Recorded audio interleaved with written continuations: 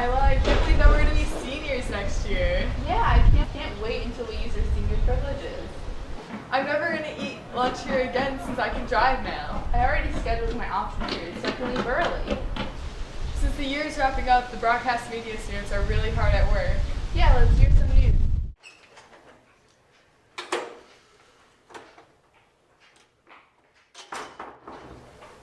What you doing? Listening to the biggest debate of 2018. Is that the Laurel and Yanny debate? Indeed, it is. Here's Grace Holendike and Anna Pucci with more from the biggest debate of the year. The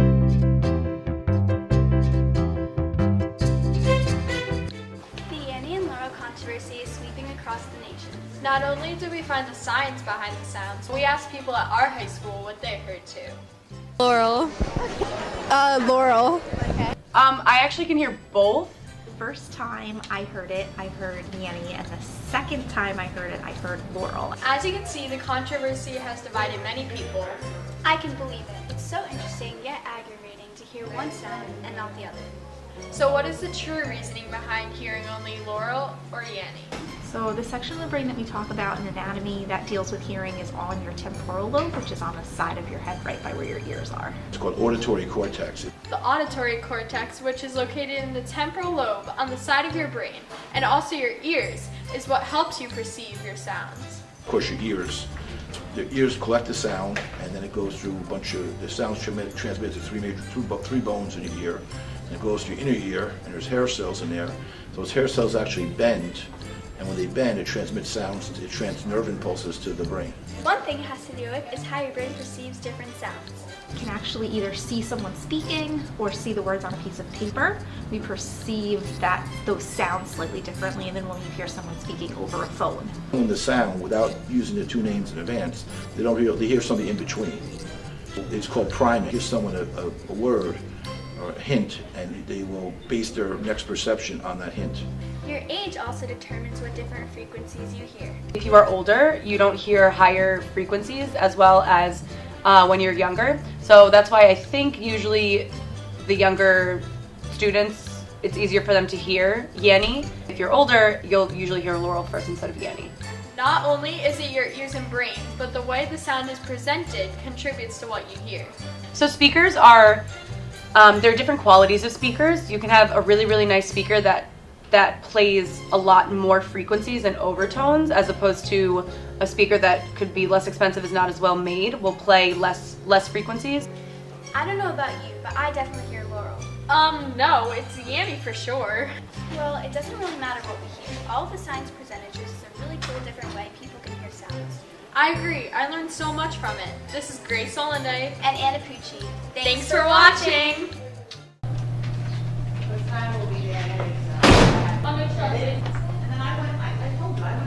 I gotta make money this summer. Bro, she's got a job.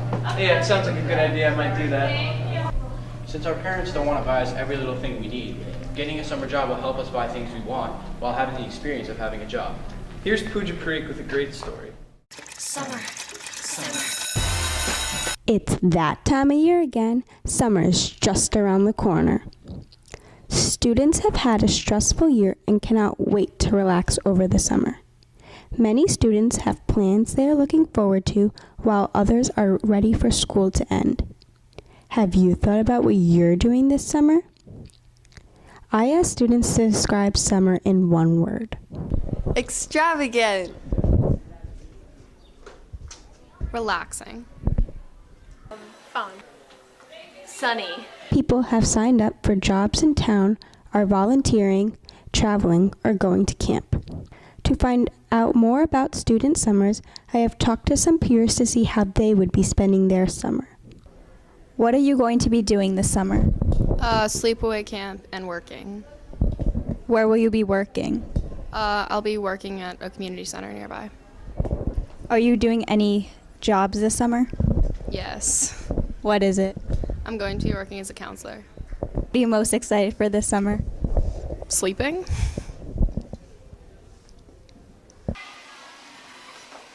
What are you going to be doing this summer? I'm going to be practicing tennis. I'm going to be getting better at math, going to summer camp maybe. Actually, I might go to the beach more. What are you going to be doing this summer? Working at a day camp. Are you excited to work with little kids? I'm super excited. I love kids, so it's going to be a great experience. I'm traveling. Where are you traveling to? I'm going to Italy for a week and maybe Florida. As you can see, students have a well-packed summer, from working in town to hanging with friends to going to the beach. How are you going to spend your summer this year? This is Pooja Parikh. Damn, Allie, back up again with the white vans. You're wearing vans too. The white vans. Hey, she's wearing vans too.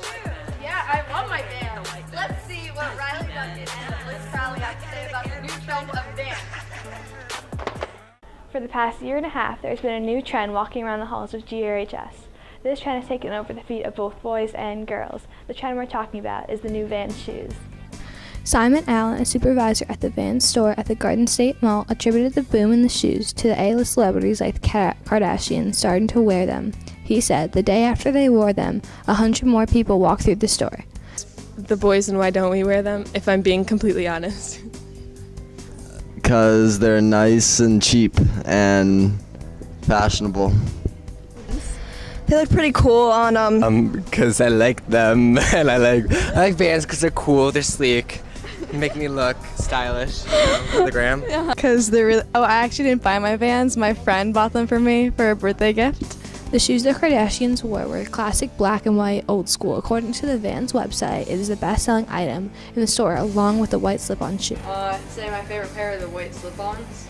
I think they're going to keep going up. I think they're doing good. The supervisor at the Vans store also expects that Vans will stay popular in the coming years.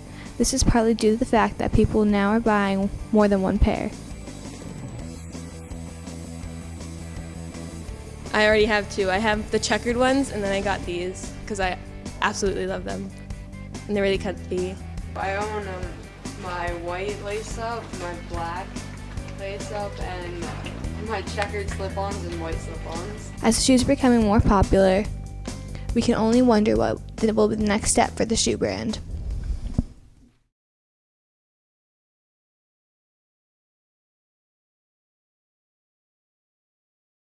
Kickball is a great game.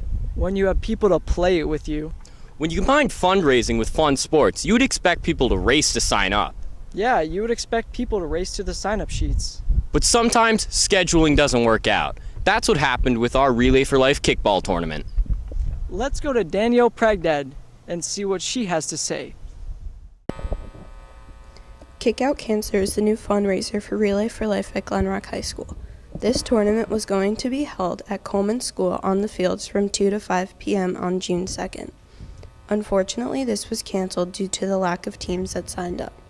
Junior Emily Pragdat, who organized the event, said, "It is a shame how the tournament was canceled, but we are hoping for the best next year and that the tournament will be a success." Ms. Roviero, a teacher at Glen Rock High School, has been working hard over the past school year for the Relay for Life Glen Rock team, especially after Glen Rock joined with Fairlawn this year. Ms. Roviero was able to help Emily in this process in putting the tournament together. Style tournament right now, so we want 8 teams. 2 teams will play against each other, and it'll probably be best to 5 points, and then the winners will proceed up the bracket. They'll have a final game, and then that final team will play the teacher team to see who is the best. So Emily Pragdat did most of it. She contacted Mr. Violante, contacted heads at Coleman Field, and were able to get Coleman Field from 1 o'clock to 5 o'clock so that we can have the tournament. She made the flyers, we posted them around school, and now the kids are sending in their forms with their $5 donation so that they can play. The team that signed up was named Chicks with Kicks. Skylar George, a sophomore who was playing on the team, said, "Our team was very excited to play this year, and it's disappointing how it was canceled." My freshman year, I played in the Relay for Life volleyball tournament. It was a lot of fun, and I can't wait to do it again.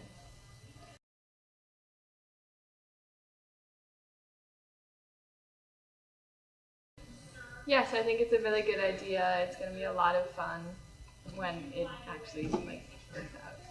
Was your team was planning on making shirts prior to the event with their last name and favorite number on the back. Next year, the Glen Rock Relay for Life high school team is hoping that this will be a success next year and will continue as a new fundraiser.